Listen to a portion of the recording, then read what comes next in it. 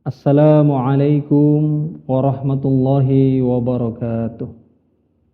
Alhamdulillah, alhamdulillahilladzi ja'ala syahru Ramadan akramas syuhur, futihat fihi abwabul jannah wa ghulliqat abwabun nar.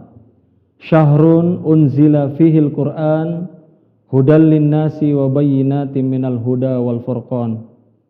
Asyhadu an la ilaha illallah wahdahu la syarikalah wa asyhadu anna Muhammadan abduhu wa rasuluh.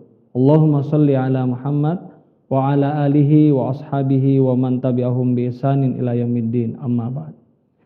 Pemirsa Atira TV yang dirahmati oleh Allah Subhanahu wa taala.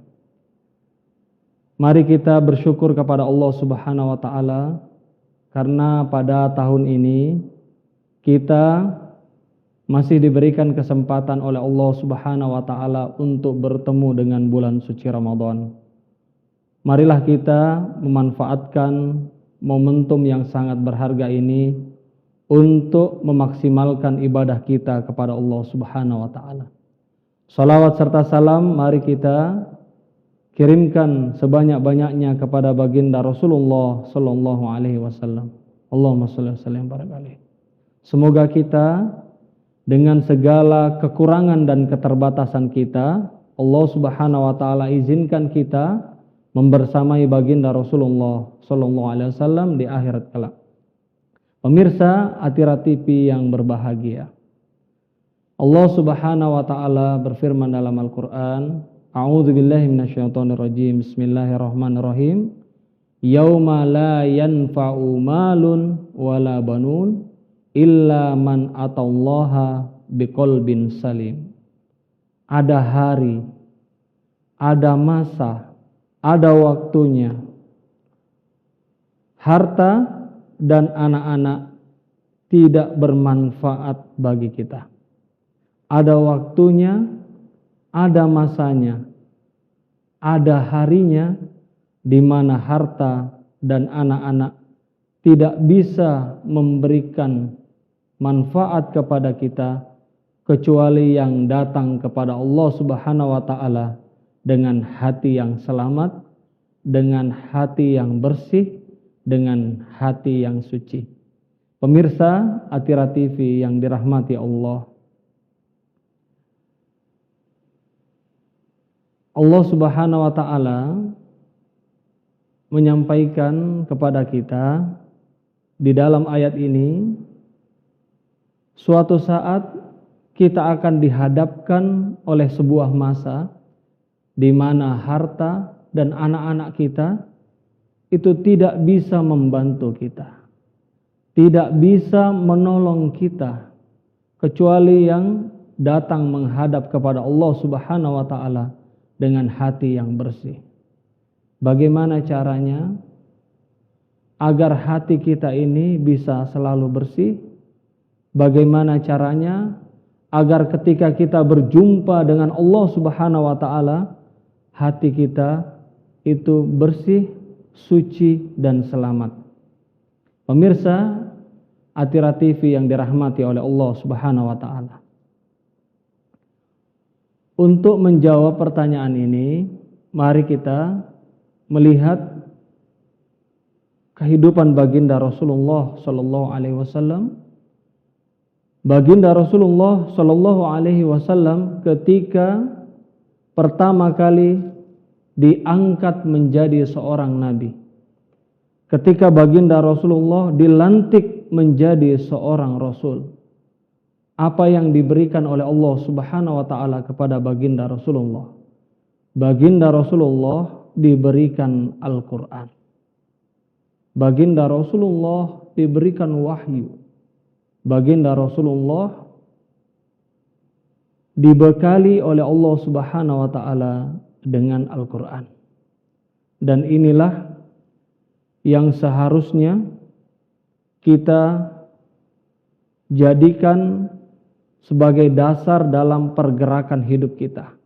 Karena baginda Rasulullah sallallahu alaihi wasallam ketika pertama kali hendak berdakwah, hendak menyampaikan dakwah Islam, di tengah-tengah kota Mekkah, bekal yang dimiliki baginda Rasulullah, yang diberikan kepada baginda Rasulullah itu adalah Al-Quran. Dan sudah seharusnya kita sebagai seorang muslim, setiap pergerakan dalam hidup kita, baik itu dalam rangka membangun keluarga, dalam rangka membangun hubungan bertetangga, dalam rangka membangun hubungan pekerjaan, itu haruslah berlandaskan dengan Al-Quran. Karena baginda Rasulullah ketika pertama kali hendak menyampaikan dakwahnya, yang menjadi motor penggeraknya itu adalah Al-Quran. Nah, sekarang kita lihat bagaimana kondisi umat Islam saat ini. Ada sebuah penelitian yang dilakukan oleh Institut Ilmu Al-Quran di Indonesia, itu ada 72,25% orang-orang yang beragama Islam akan tetapi tidak bisa membaca Al-Quran. Ada 72,25% orang-orang Islam yang tidak bisa membaca Al-Quran. Padahal Al-Quran ini adalah kalamullah, surat cintanya Allah kepada kita, dan merupakan penggerak pertama dalam dakwah baginda Rasulullah, dan merupakan pondasi dasar sebelum kita membangun hubungan kita, membangun keluarga kita, membangun masyarakat kita. Kita lihat ada begitu banyak orang-orang yang beragama Islam akan tetapi tidak bisa membaca Al-Quran. Padahal ada sebuah hadis yang diriwayatkan oleh Imam Ali bin Abi Thalib, itu menjelaskan seluruh isi Al-Quran yang berjumlah 30 juz, yang terdiri dari 29 huruf hijaiyah dan 15 jenis harokat, ditumpuk, disusun, dibaca dari kanan ke kiri, semuanya itu adalah nama-nama Allah. Semua huruf-huruf hijaiyah yang 29 itu adalah nama-nama Allah. Lalu bagaimana caranya kita mau mengenal Allah Subhanahu wa taala kalau kita tidak pernah menyebut nama-nama Allah? Dan inilah yang menjadikan hati kita itu tidak bersih ketika menghadap kepada Allah Subhanahu wa taala. Inilah yang menjadikan harta maupun anak-anak yang kita miliki itu tidak bisa memberikan pertolongan bagi kita di akhirat kelak. Ini yang pertama, yakni mari kita bersama-sama memperbaiki interaksi kita dengan Al-Quran, memperbanyak membaca Al-Quran setiap hari. Ini momentumnya bulan suci Ramadan, mari kita betul-betul memanfaatkan kesempatan ini untuk membaca Al-Quran setiap hari, bahkan sampai di luar bulan suci Ramadan.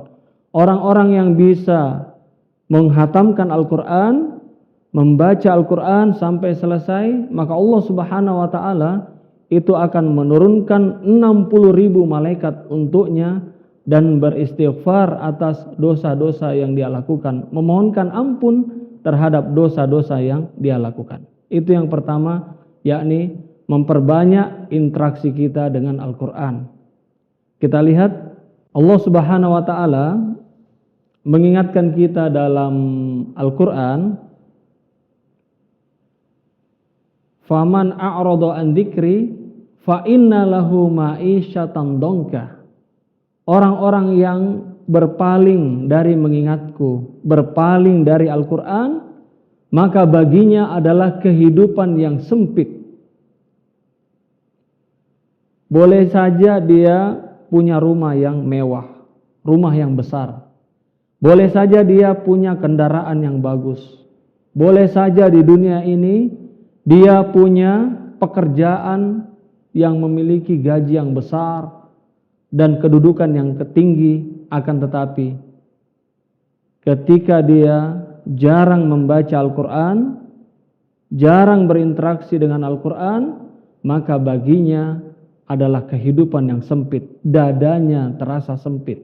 Walaupun dia memiliki rumah yang besar, rumah yang megah, rumah yang luas, ketika tidak dibacakan Al-Quran di dalamnya, maka itu akan menyempitkan dada orang-orang yang tinggal di dalamnya.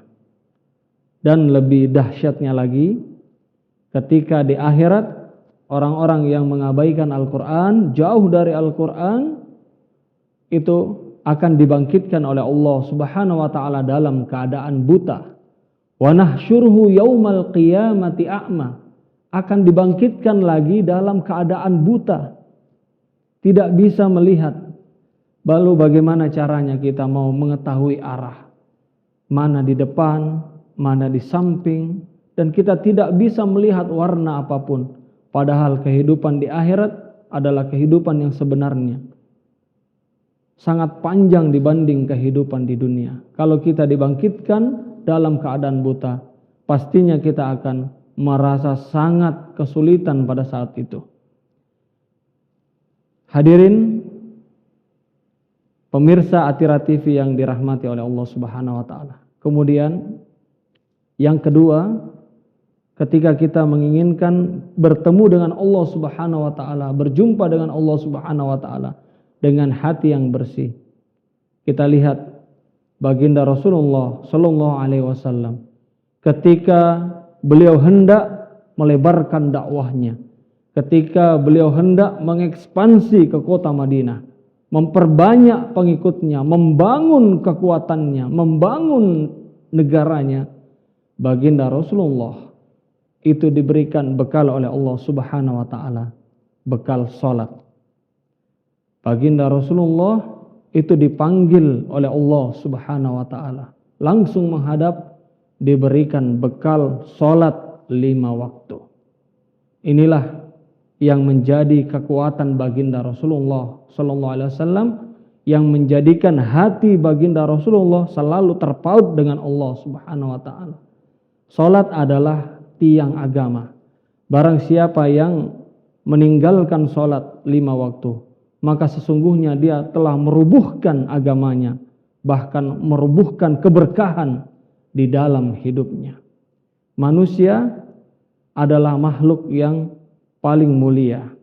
Ketika kehormatannya atau wajahnya ini, kepalanya ini ditundukkan di hadapan Allah Subhanahu wa taala, sejajar dengan telapak kakinya, dan manusia bisa menjadi makhluk yang sangat hina ketika dia tidak mau menundukkan wajahnya di hadapan Allah Subhanahu wa taala. Kata baginda Rasulullah sallallahu alaihi wasallam, "As-salatu mi'rajul mu'minin." Salat itu adalah mi'rajnya orang-orang yang beriman. Jadi dengan melaksanakan ibadah salat, maka hati kita ini akan senantiasa terpaut dengan Allah Subhanahu wa taala. Pemirsa Atira TV yang dirahmati oleh Allah Subhanahu wa taala. Kemudian yang ketiga, baginda Rasulullah ketika pertama kali hijrah ke kota Madinah, apa yang dilakukan oleh baginda Rasulullah? Baginda Rasulullah itu membangun sebuah masjid. Di mana baginda Rasulullah membangun masjid? Yakni di kota Madinah, di sebuah desa yang namanya Kuba. Di sana adalah desa yang sangat subur, penghasil kurma. Baginda Rasulullah membangun masjid di sana untuk menghimpun kekuatan umat Islam, untuk mengajarkan umat Islam agar bersatu, membangun kekuatan dan berkontribusi, baik itu secara fikiran, secara ilmu, secara tenaga, dan secara dana. Baginda Rasulullah ingin mengajak penduduk kota Madinah dan orang-orang yang penduduk yang berada di desa Kuba itu untuk berinfak membantu baginda Rasulullah sallallahu alaihi wasallam. Sebab agama ini tidak cukup hanya dengan perkataan saja, tidak cukup hanya dengan pikiran saja, tidak cukup hanya dengan tenaga, akan tetapi juga dengan bantuan finansial. Dan inilah yang diajarkan oleh baginda Rasulullah, yakni melibatkan Allah Subhanahu wa taala dalam setiap pergerakan hidupnya. Ada sebuah kisah yang menarik dari salah satu guru kami. Beliau dahulunya setiap mengeluarkan zakat di setiap tahunnya itu hanya sebesar 50.000 rupiah. Dan beliau selalu menjaga setiap beliau mendapatkan pemasukan, beliau selalu mengeluarkan zakatnya, mengeluarkan infaknya. Ketika beliau mendapatkan keuntungan 100.000, maka beliau mengeluarkan 5.000 rupiah. Setiap beliau mendapatkan income atau pemasukan 50.000, maka beliau selalu mengeluarkan 2.500 rupiah. Dan ini terus dijaga, dan alhamdulillah saat ini beliau setiap mengeluarkan zakat dalam setahun itu sebanyak 50 juta rupiah. Inilah ketika kita selalu melibatkan Allah Subhanahu wa taala dalam setiap pergerakan hidup kita, dalam setiap aktivitas yang kita lakukan. Hadirin pemirsa Atira TV yang dirahmati oleh Allah Subhanahu wa taala, yang pertama, agar hati kita ini selalu bersih, maka mari kita senantiasa membaca Al-Quran setiap hari. Kemudian yang kedua, mari kita menegakkan sholat 5 waktu, sholat berjamaah. Kemudian yang ketiga, mari kita libatkan Allah Subhanahu wa taala dalam setiap pergerakan hidup kita. Billahi taufik wal hidayah. Wassalamualaikum warahmatullahi wabarakatuh.